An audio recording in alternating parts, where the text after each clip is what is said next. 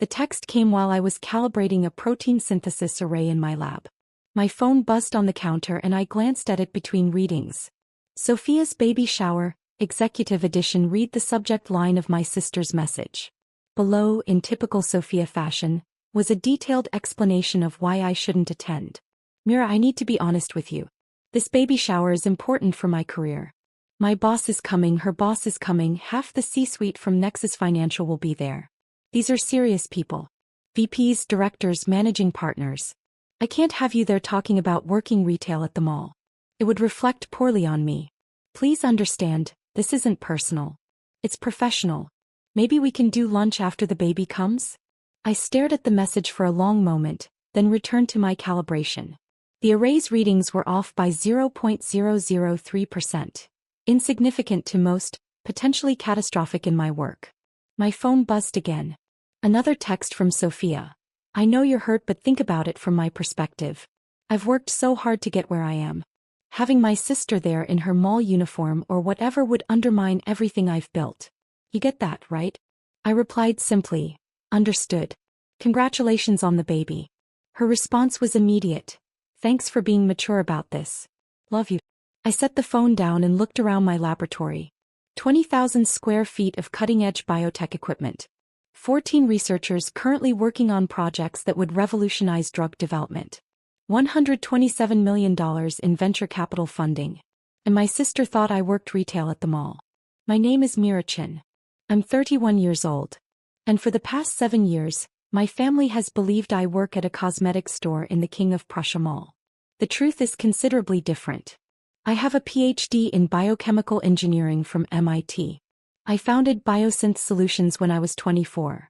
A biotech startup focused on synthetic protein design for targeted drug delivery.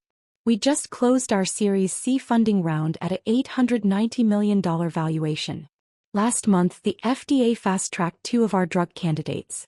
3 weeks ago, Fortune magazine called to tell me I'd been selected as their Tech Innovator of the Year. The cover shoot was scheduled for this Saturday. The same Saturday as Sophia's baby shower. But my family didn't know any of this. They thought I was Mira who works at Sephora, or sometimes Mira who does something with makeup.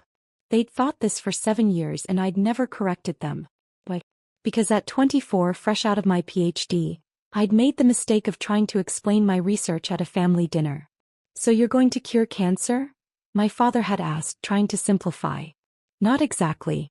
I'm working on synthetic protein structures that can deliver targeted therapeutics more effectively. So yes, cancer, Sophia had interrupted. Myra's going to cure cancer, everyone. Her tone made it clear she thought I was being pretentious. It's more complicated than that. Everything's complicated with you, Mom had sighed. Why can't you just say things simply? Sophia works in finance. Easy to understand. You work in, what? Proteins? What does that even mean? I'm starting a company to develop.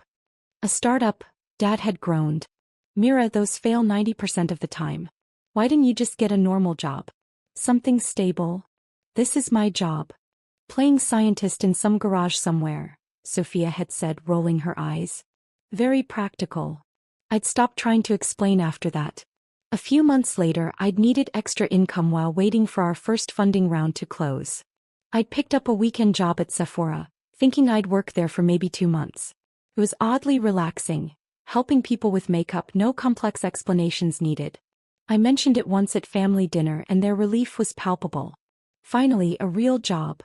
Mom had exclaimed. Retail is honest work, Dad had agreed. Better than chasing some pipe dream. How much do they pay you? Sophia had asked. When I told her $16 an hour plus commission, she'd nodded approvingly. Well, it's a start. Maybe you can work your way up to manager. I'd quit Sephora after 6 weeks once our funding came through. But I never corrected my family's assumption. As something fascinating happened, they finally approved of me. For the first time in my life, I wasn't the too smart daughter, the overachiever who made people uncomfortable with complex explanations. I was just Mira who worked retail. Mira who was finally being realistic. Mira who had given up her pretentious dreams for honest work. And they loved that version of me.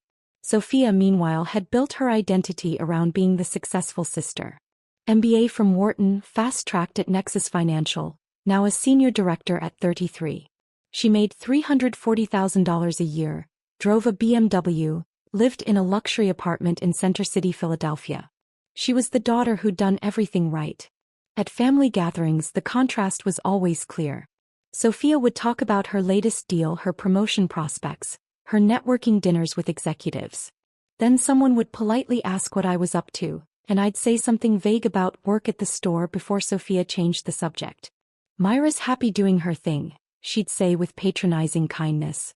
"Not everyone needs to be a career person." Last Thanksgiving, Sophia had announced her pregnancy. The whole family celebrated. This would be the first grandchild, and of course Sophia's baby would be raised with every advantage. Her husband Derek was a corporate attorney making $280,000 a year. Their baby would want for nothing. "What about you, Mira?" Aunt Linda had asked. "Any prospects? Or are you focused on your career?" The way she said career in air quotes was telling. "Just focused on work right now," I'd replied. "Good for you," Mom had said. "Not everyone needs to get married and have kids. Someone has to work at the mall." The condescension was breathtaking. But I'd smiled and changed the subject. Because by then Biosynth Solutions had 67 employees. Our research had produced 3 patent-pending drug delivery mechanisms. We'd partnered with 2 major pharmaceutical companies. And I was being courted by venture capital firms across the country. But to my family I was just Mira the retail worker. My research partner and CTO David Park knocked on my lab door. "Mira, the Fortune photographer confirmed for Saturday at 2 p.m. They want to do the shoot here in the main lab, get some shots with the synthesis arrays and the research team." "Saturday works. Isn't that your sister's baby shower?" "I wasn't invited." David's eyebrows shot up. "What?" She said, "It's C-suite executives only. My retail job would be humiliating."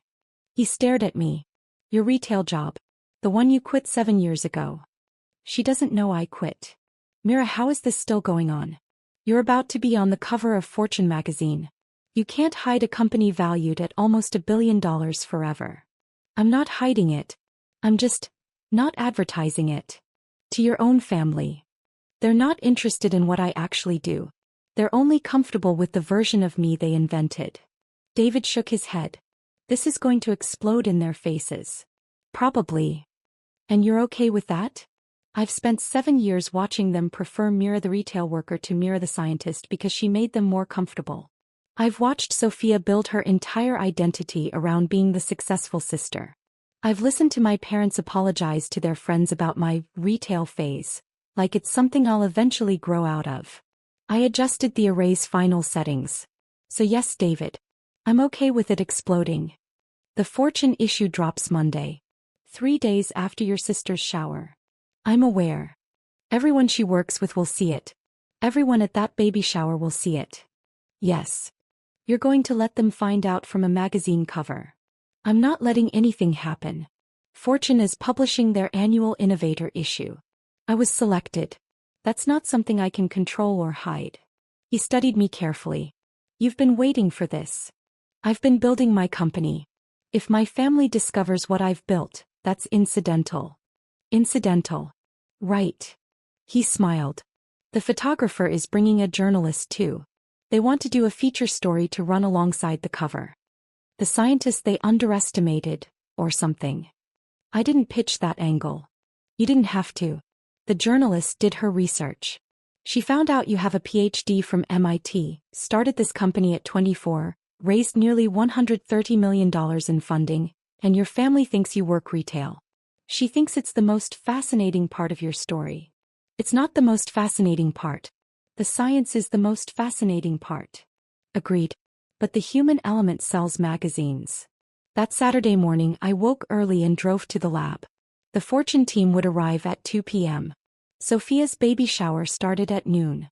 I wondered if anyone would notice the timing. My phone buzzed around 11 a.m. A text from Mom. "Are you working today? Sophia's shower is starting soon. Wish you could be here, but we understand you have to work retail on weekends." I replied, "Have fun. Tell Sophia I'm thinking of her." Another text from Sophia. "Thanks for understanding about the guest list. These are important connections for me. You know how it is.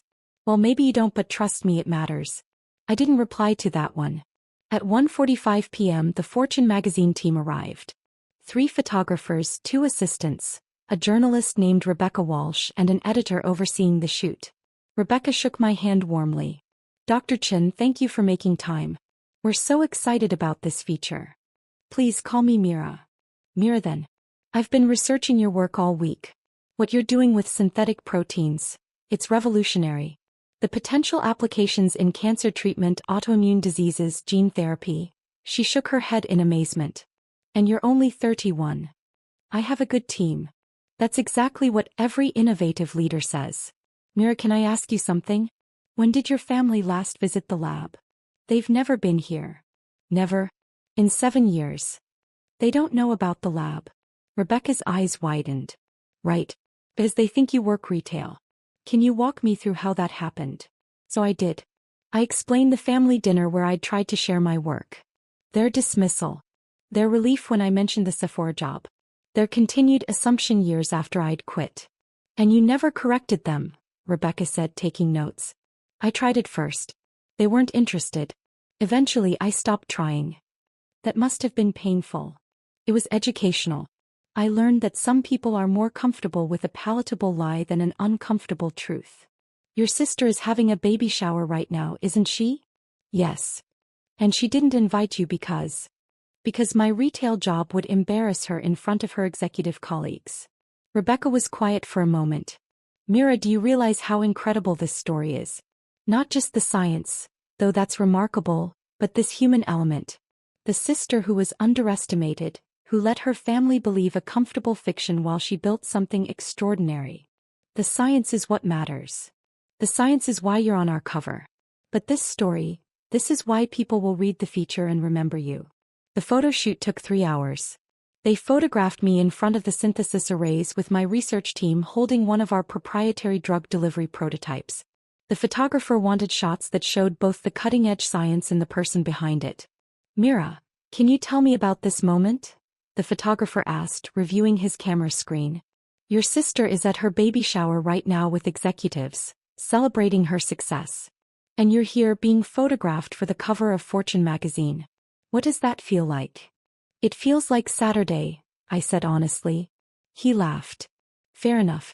But there's going to be a moment, probably Monday when the issue drops, where your sister and everyone at that baby shower realizes who you actually are. Have you thought about that moment? Not really. You're remarkably calm about this. Because it's not about them. This achievement, I gestured around the lab. This isn't something I built to prove them wrong. I built it because the science matters. Because people are dying from diseases we can't effectively treat, and I thought I could help solve that problem. But they're going to feel pretty foolish when they realize they dismissed a Tech Innovator of the Year as a retail worker. That's their problem, not mine. Rebecca was watching me carefully. Mira, I have to ask, do you resent them? I considered this. No. I'm grateful actually. If they'd supported me from the beginning, I might have sought their validation instead of focusing purely on the work. Their dismissal freed me to build something without needing their approval. That's a remarkably mature perspective. It's an honest one. After the Fortune team left, I stayed late in the lab, reviewing data from our latest trial results. My phone buzzed around 8 p.m. A text from Sophia. Baby shower was amazing. Met so many important people. My boss's boss told me I'm on the fast track to VP. This baby is already bringing me luck. Then a photo. Sophia surrounded by executive-looking women, all holding champagne glasses, all looking successful and polished. Another text. Wish you could have been here, but you understand. Maybe when you're more established in your career we can include you in these things. I stared at that message for a long time. When you're more established in your career. From my sister who made $340,000 a year to me, who'd built a company worth $890 million. I set the phone down and returned to my data. Sunday was quiet. I spent it reading research papers and preparing for Monday's board meeting. My phone remained silent. My family had learned not to bother me on Sundays when I was working retail inventory. Monday morning arrived clear and cold. The Fortune magazine issue was set to go live online at 6 a.m., with print copies hitting newsstands by 8 a.m. I got to the lab at 5:30 a.m. David was already there, laptop open, refreshing the Fortune website. "You're nervous," I observed. "One of us should be. You're about to become very public, Mira. I've published 17 peer-reviewed papers. I've presented at conferences. I'm already public in my field. This is different. This is Fortune magazine. This is mainstream recognition." At exactly 6 a.m. the website refreshed. There I was on the digital cover, standing in my lab coat in front of the synthesis arrays, the headline reading, "Tech Innovator of the Year. How Dr. Mira Chin is Revolutionizing Drug Delivery." David let out a low whistle. "That's a hell of a cover." My phone started buzzing immediately. Colleagues, investors, researchers I'd collaborated with, all sending congratulations. Then at 6:47 a.m., a different kind of message. A text from my college roommate Jessica. "Mira, you're on the cover of Fortune magazine. Does your family know?" I replied, "They will soon. This is going to be insane. Call me when the chaos starts." The chaos started at 7:23 a.m. A call from Mom. I declined it. Immediately followed by a call from Dad. Declined. Then Sophia. Declined. The voicemails started accumulating. "Mom, Mira honey, someone at my book club just showed me something on their phone and I think there's been a mistake.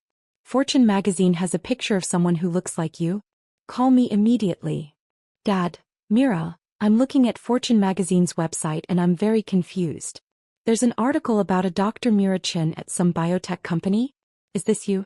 This can't be you. Call me." "Sophia, what the FEV, Mira? I'm at work and my boss just asked me if I'm related to the Mira Chin on the Fortune magazine cover. I had to pretend I knew what she was talking about. Call me right now." I silenced my phone and returned to work. At 8:30 a.m., David knocked on my door. "Mira, your sister is in the lobby. She says she's not leaving until she talks to you. Send her up." Sophia burst into my office 3 minutes later, still in her work clothes, mascara slightly smudged like she'd been crying. She stopped in the doorway, staring at the space, the expensive furniture, the view of the Philadelphia skyline, the framed patents on the wall. "What is this?" she asked, her voice strained. "My office." "Your office? Your office at, what? This biotech company? Biosynth Solutions." She was holding her phone, the Fortune cover visible on the screen. "This is you. You're really the tech innovator of the year." "Yes. But you work at Sephora. You work retail at the mall." "I quit Sephora 7 years ago, Sophia.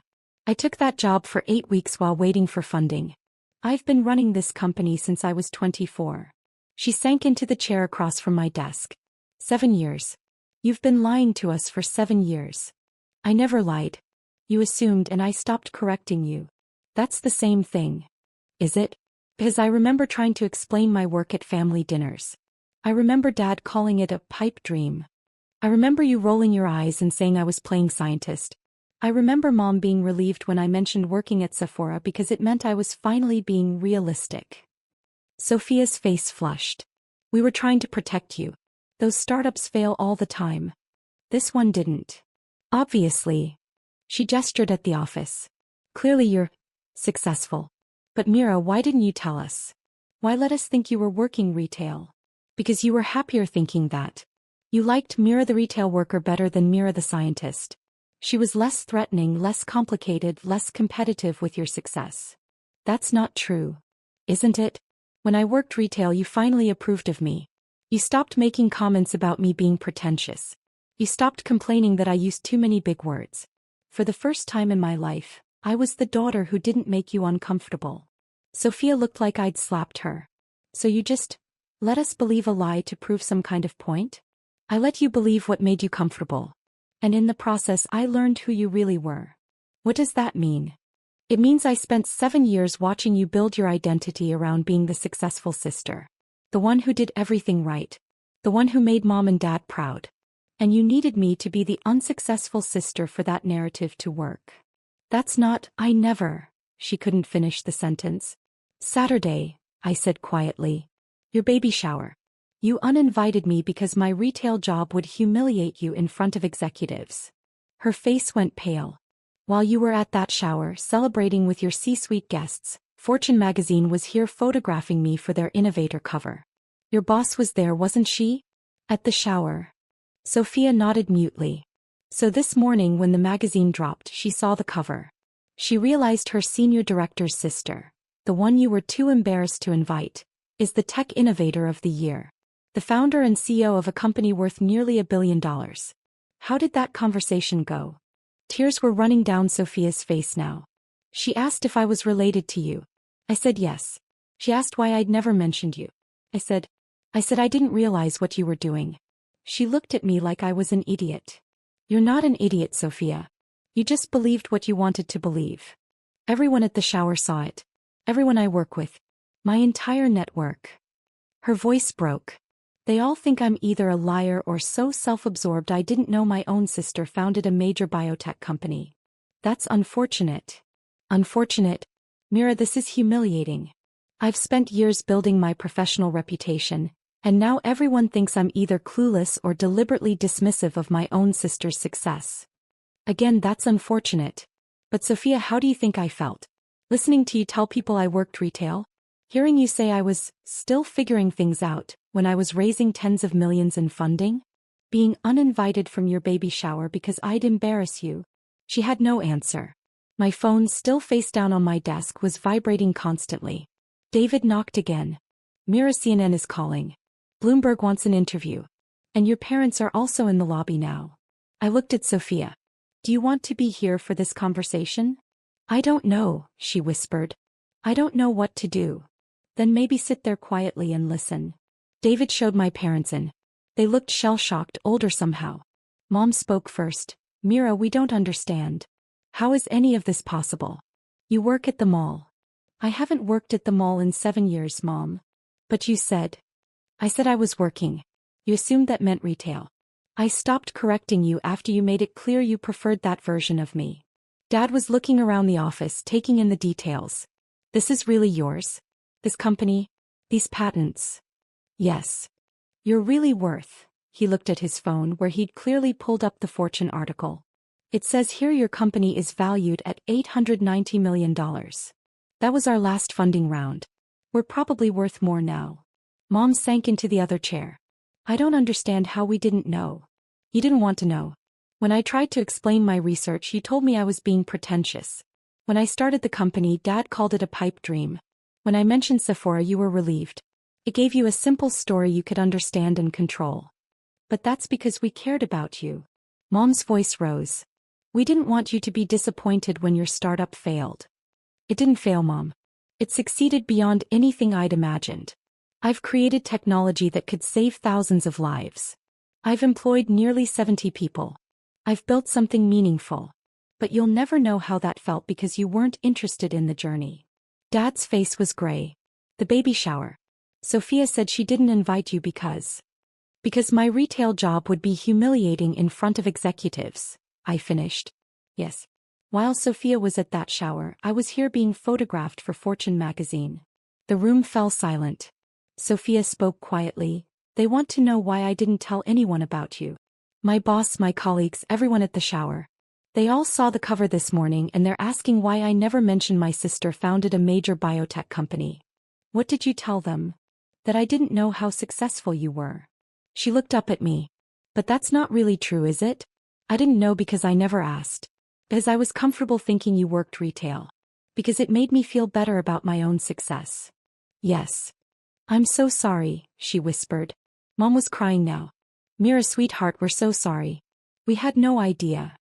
You had no idea because you never asked. In 7 years, none of you asked me a single substantive question about my work. You asked if I was still doing the retail thing, or if I'd thought about getting a real job. You never asked what company I worked for, what I actually did all day, why I was always busy. You just assumed I was failing, and that assumption was enough. What do we do now? Dad asked helplessly. How do we fix this? I don't know if you can. Not immediately. This isn't something you fix with an apology. But we are sorry, Mom insisted. We're so sorry. I know. But sorry doesn't change the fact that you were more comfortable with Mira the retail worker than Mira the scientist. Sorry doesn't change the fact that you built your entire family narrative around Sophia being successful and me being, what? The disappointing daughter? The one who never lived up to her potential. We never said that, Dad protested. You didn't have to. Every time you introduced Sophia and talked about her career, then introduced me and quickly changed the subject. That said it. Every time you apologized to your friends about my retail phase. That said it. Every time you expressed relief that I was doing honest work, instead of chasing pretentious dreams. That said it. Sophia was sobbing now. I built my whole identity around being the successful one. The daughter who did everything right. And I needed you to be the unsuccessful one for that to work. I know. How were you okay with that? How did you just let us believe it? Because it freed me to build this without needing your validation. If you'd supported me from the beginning, I might have spent energy seeking your approval instead of focusing purely on the work. Your dismissal was actually a gift. You just didn't mean it to be. My phone was still vibrating. David knocked again, looking apologetic. Mira, I'm sorry, but Fortune is holding for a phone interview, and the Wall Street Journal wants to schedule something this week. Tell them I'll call back in an hour. After David left, I looked at my family. They looked broken, confused, like their entire worldview had shattered. I have work to do, I said quietly. Media calls, board meetings, research deadlines. My life hasn't changed just because you finally know about it. Can we talk later? Mom asked desperately. Can we try to understand what you've built? Maybe. But understand something first. I didn't build this for you. I didn't build it to prove you wrong. I built it because the science matters. Because people are suffering from diseases we can't effectively treat, and I thought I could help. Your approval or understanding is irrelevant to that mission. It matters to us, Dad said. Does it? Or are you just embarrassed that you dismissed a tech innovator of the year as a retail worker? He flinched. That's what I thought. I stood. I'll call you when I'm ready. Right now, I have a company to run. They left slowly, reluctantly. Sophia paused at the door. Mira? For what it's worth, what you've built here. It's incredible. I read the whole Fortune article. The science, the impact, the way you've structured the company. It's better than anything I've ever done. It's different than what you've done. Not better. No, it's better. And I'm sorry I never saw it. After they left, I sat at my desk for a long moment, watching the city through my window. My phone had 93 unread messages now. David knocked softly. How are you doing? I'm fine. That was intense. It was necessary. They're going to struggle with this. Yes. Are you going to forgive them? I thought about this carefully. Eventually, maybe. But David, they didn't just fail to notice my success. They actively preferred me unsuccessful. They were more comfortable with a lie that made them feel superior than a truth that challenged their assumptions. That's not something you forgive quickly. Fair point. He paused. CNN is really persistent. And Fortune wants you for a follow-up feature about the response to the cover. Of course they do. The human interest angle is performing well. The scientist who let her family think she worked retail while building a biotech empire? Yeah, people are eating that up. Twitter's going crazy. There are already memes. Memes. He showed me his phone. Someone had created a side-by-side image. My sister's LinkedIn post from Saturday about her amazing baby shower with executive guests, next to my Fortune magazine cover with the caption, POV. You uninvited your sister from your party because she works retail. It had 47,000 likes. Oh, I said. It gets better.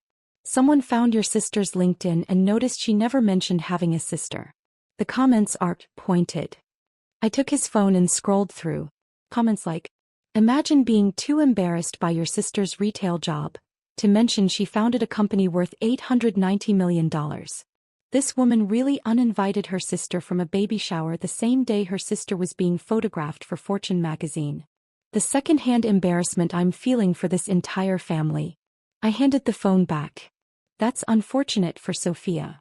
You're really not bothered by any of this? By strangers on Twitter? No. By my family's assumption? I was bothered 7 years ago. Now I'm just observing the natural consequences. Over the next week, the story exploded beyond anything I'd anticipated. The Fortune cover went viral. News outlets picked up the story. Business podcasts wanted interviews. My inbox was flooded with speaking requests. And my family was struggling. Sophia took a leave of absence from work after multiple colleagues made pointed comments about her not knowing her own sister's success. Mom stopped going to her book club after someone asked why she'd never mentioned her daughter was a tech innovator. Dad's law partners kept congratulating him on my success in a way that highlighted how little he'd known about it. They were experiencing the consequences of their assumptions, and it was devastating them. 2 weeks after the Fortune cover dropped, Sophia called. "Mira, can we meet? Please? I need to talk to you." We met at a coffee shop near my lab. Sophia looked exhausted, her usual polish gone. "I took a leave of absence," she said immediately. "I couldn't handle everyone's questions about why I never mentioned you. Why I seemed to dismiss my own sister. My boss suggested I take time to get perspective. I'm sorry that's been difficult." "Don't," she said sharply. "Don't be polite. Be honest. You let this happen. You knew it would explode like this." I knew the truth would eventually come out. I didn't control the timing or the public reaction. But you didn't stop it either. You could have told us privately before the Fortune piece. You could have given us a heads up. Instead, you let us find out with the rest of the world. Would you have believed me? If I'd called 2 weeks ago and said, "By the way, I'm about to be on the cover of Fortune magazine for founding a biotech company," would you have taken that seriously? Or would you have thought I was delusional? She had no answer. "Sophia, you uninvited me from your baby shower because my retail job would embarrass you. That happened. I can't change that. The fact that it turned out I don't work retail, that I'm actually more successful than anyone at that shower, that's just irony. Painful irony, but I didn't create it. Everyone thinks I'm a terrible person. Are you? I don't think you're terrible. I think you were so invested in being the successful sister that you couldn't see me clearly. That's not terrible. That's just human. But you're not angry? I was angry 7 years ago. Then I was disappointed. Then I just let it go. I focused on my work instead of trying to make you see me differently." "I'm having a baby in 2 months," Sophia said quietly. "And I keep thinking about what kind of example I'm setting. What kind of values I'm teaching. And I don't like what I see." "Then change." "How?" "By recognizing that success isn't a competition. By understanding that different paths have different values. By not measuring everyone against your own achievements." She nodded slowly. "I've been thinking about that baby shower. About who I invited, who I excluded, why. And I realized it wasn't really about career success. It was about control. I wanted to control the narrative, control how people saw me and my family. You didn't fit the narrative I wanted, so I excluded you." "Yes. That's awful." "Yes. I'm so sorry, Mira. Not just for the shower, but for 7 years of dismissing you. 7 years of thinking my path was the only path that mattered. I appreciate that. Can we start over? Can I learn about what you actually do? I thought about this. We can try. But Sophia, you need to understand, I don't need you to validate my work now. I needed you to respect me then. The fact that you're interested now that you know I'm successful, that's still conditional respect. That's still transactional. Then what do you need? I need you to understand that you're not the only definition of success. I need you to recognize that you actively dismissed me to feel better about yourself. And I need you to sit with that discomfort before we move forward." She nodded, tears streaming down her face. "I can do that." "Good. Because I'm going to have a niece or nephew in 2 months, and I'd like to be part of their life. But not as Aunt Mira who works retail. As Aunt Mira who's actually a scientist and entrepreneur. I'd like that too." 3 months later, Sophia had her baby, a girl named Maya. I visited them in the hospital, and for the first time my family asked real questions about my work. "So when you say synthetic proteins," Dad began carefully, "what does that actually mean?" I explained. Really explained. The science, the applications, the potential impact. They listened, really listened for the first time. "Why didn't you tell us it was this important?" Mom asked. I tried to. "You weren't ready to hear it. We're ready now. Are you? Or are you just embarrassed that you dismissed it?" The question hung in the air. Finally, Dad spoke, both honestly. "We're embarrassed we were so wrong. And we're ready to actually understand what you've built. Then come visit the lab. Let me show you." They did. 2 weeks later, my entire family toured Biosynth Solutions. I showed them the synthesis arrays, the clean rooms, the research facilities. I introduced them to my team. I explained our drug candidates and their potential impact. Mom cried when she saw the lab. "All this time you were doing this. You were building this. And we thought. You thought I was working at a mall. I know. Why didn't you just tell us? Because you needed to want to know. And for 7 years you didn't. At the end of the tour, Sophia pulled me aside. Mira, I want to say something. What you've built here, it's not just impressive. It matters. What I do at the bank, it's fine. It's lucrative. But it doesn't matter like this matters. Different work has different value. No. Let me finish. You were right. I built my identity around being the successful sister because I measured success by salary and title and prestige. But standing in your lab, seeing your team working on drugs that could save lives, her voice broke. I've been successful by one definition. But you've been successful by the definition that actually matters. Sophia. I'm going to do better. With Maya, with my career, with you. I'm going to teach my daughter that success is about impact, not just income. And I'm going to make sure she knows her Aunt Mira is brilliant. And not just in the ways that show up on a resume. I'd like that. 6 months after the Fortune cover, I gave a keynote address at the National Biotech Conference. My family attended, all of them including baby Maya. I spoke about the importance of pursuing science that matters, even when others don't understand it. About building something meaningful rather than something impressive. About the freedom that comes from not needing external validation. After my speech, a young woman approached me. Dr. Chen, I'm a PhD student and my family doesn't understand my research. They keep asking when I'm going to get a real job. What you said about not needing their validation, how did you do that? I thought carefully. I didn't do it perfectly. There were days when their dismissal hurt. But I realized that seeking their approval would mean shaping my work to fit their understanding. And the work was too important for that. So I stopped explaining and started building. Eventually, the results spoke for themselves. And now they understand? They're trying to. But honestly, whether they understand or not is no longer the point. I built this because it needed to exist, not because I needed their approval. She nodded slowly. Thank you. That helps. After she left, Sophia approached with Maya. That was beautiful, Mira. And true. We didn't understand, did we? No. But you're trying now. Do you think you'll ever really forgive us? I looked at my sister, at my baby niece sleeping in her arms, at my parents watching from nearby. I think I already have, I said honestly. Not because you earned it, but because holding on to that resentment would take energy away from the work. And the work matters more. Even more than family? The work is family now.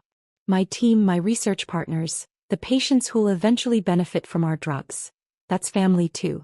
You're my blood family and I love you. But I don't need you to complete me anymore. She nodded, understanding. You built something bigger than all of us. I built something that mattered. Whether you saw it or not didn't change that. We stood there together watching the conference attendees network and discuss breakthrough science. My family finally saw me, really saw me, for who I was. But the truth was I'd always been this person. The brilliant scientist, the innovative entrepreneur, the tech innovator of the year. They just preferred to see me as Mira who worked at the mall. And I'd let them because their limited vision had given me unlimited freedom. Sometimes the best revenge isn't proving people wrong. It's building something so meaningful that their opinion becomes irrelevant. And that's exactly what I'd done.